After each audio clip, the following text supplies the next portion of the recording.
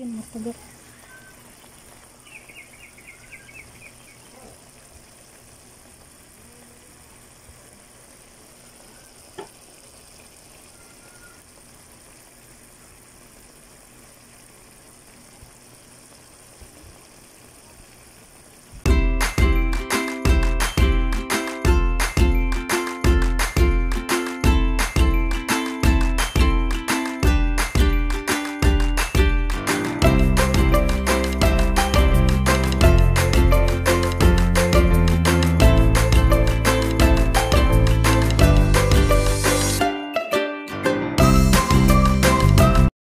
So meron tayo dito guys, na yun tayo isang buong upo, mga isang dangkal lang to.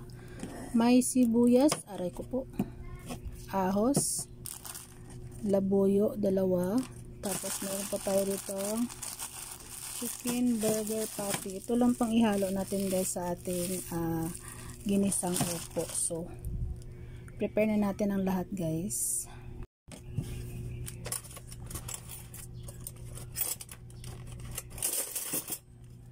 So babalatan natin yung upo natin guys.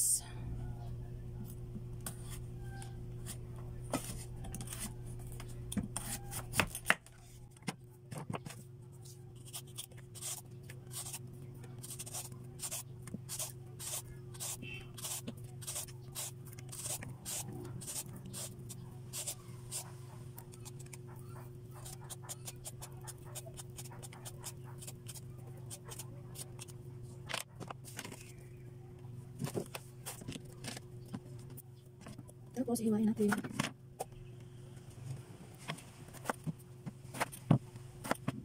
Sumata pa siya.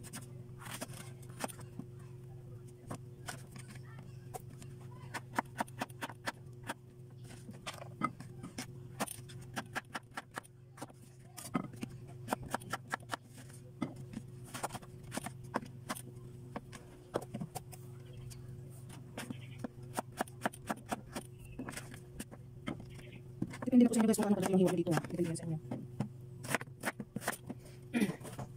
Pinukuha ko sa inyo kasi minsan kasi mayroong makakla dyan. Kaya pinukuha ko.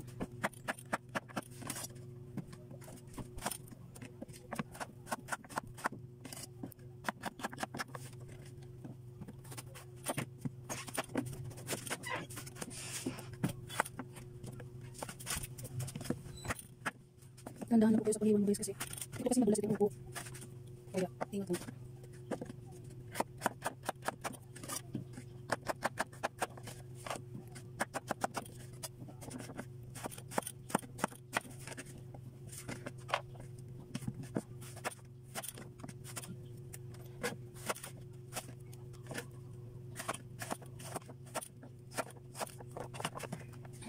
Ayan, hiwa na natin lahat guys.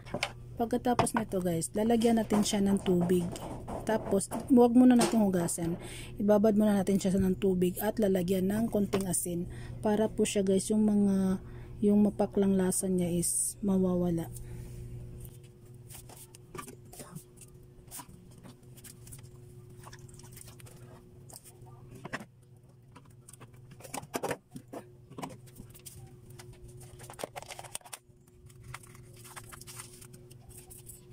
Lagyan natin ng konting asin. Konti lang guys. So, ibabad muna natin siya ng konti. Tapos, iwain natin yung ibang pagsahog natin guys.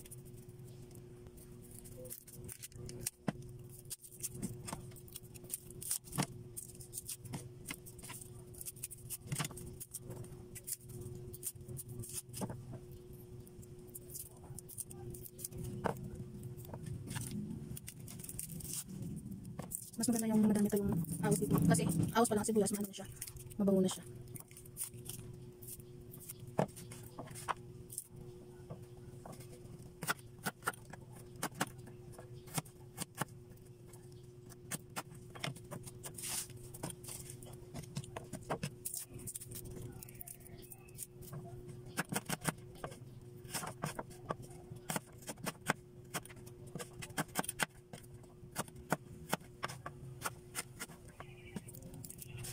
Side natin guys. So, tapos itong burger patty natin is medyo nadi-defrost na siya.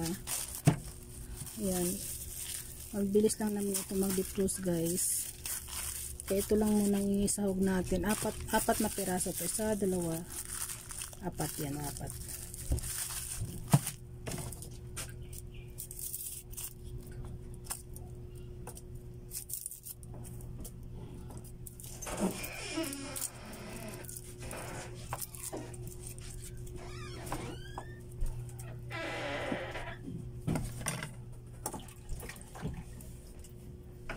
Nagasa natin siya.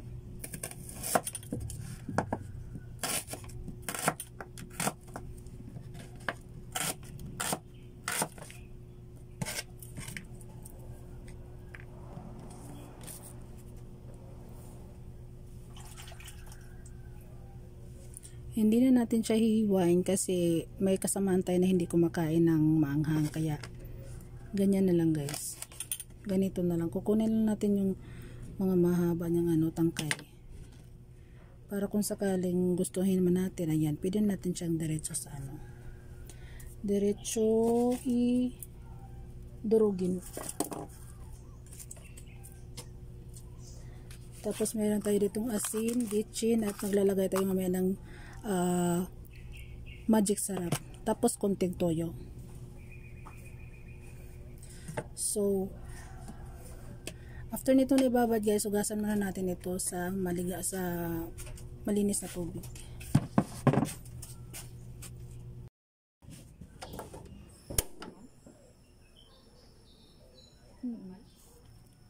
So, pag mainit na to guys, ilalagay na natin yung ahos at sibuyas natin.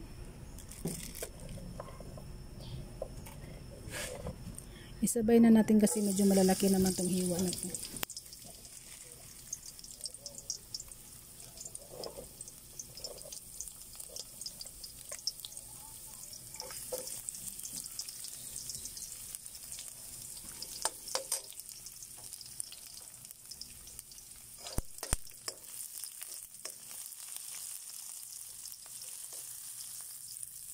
Pag nakita nyo ng medyo brown na yung ahos natin guys, ilagay na natin yung burger patty natin. Kasi yung burger patty natin is medyo ma-ice-ice pa.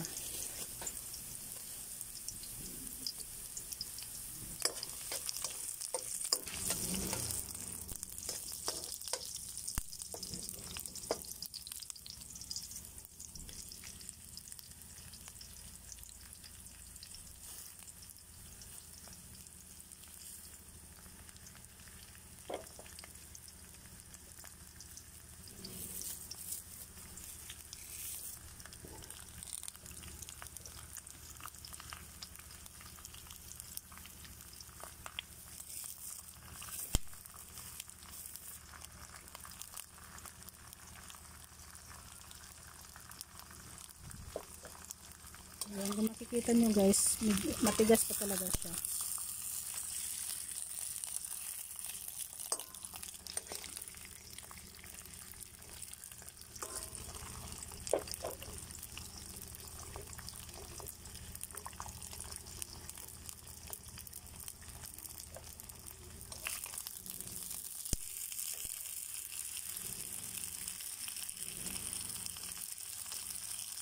Mabilis lang naman ito siyang guys, ibuhol.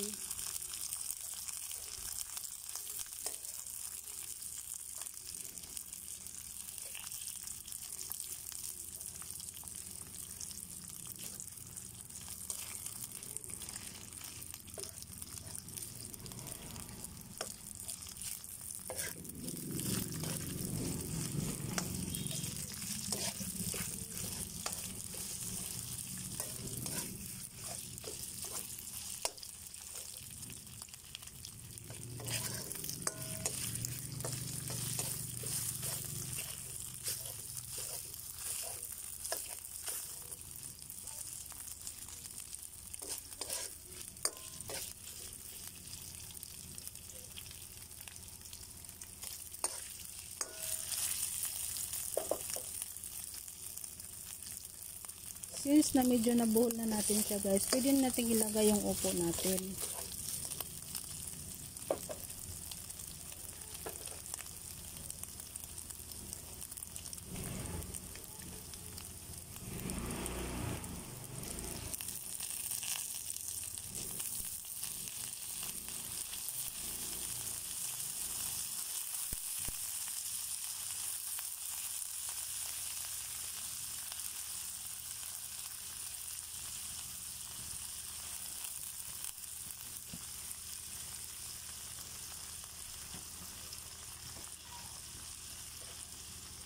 Lagay natin yung sili.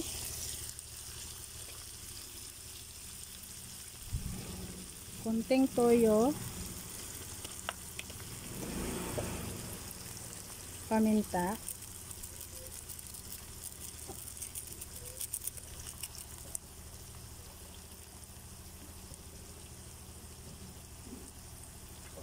Tapos ang kutsain natin guys.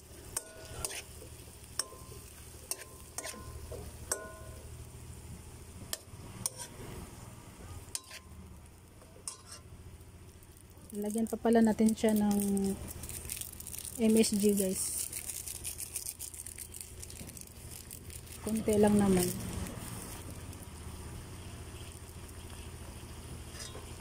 Isang kutsain, tapos takpan natin ito guys. Hayain natin magiging malambot yung upo natin.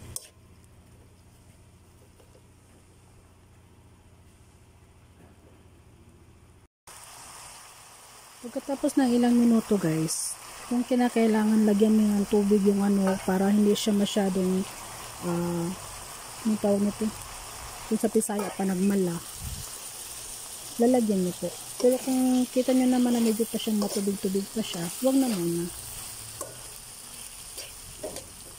Ihalo natin siya guys, pero wala pa naman siyang, hindi pa naman natin nakikita na medyo mala siya. Hayaan muna natin siyang magiging malambot. Takpan natin siya ulit guys.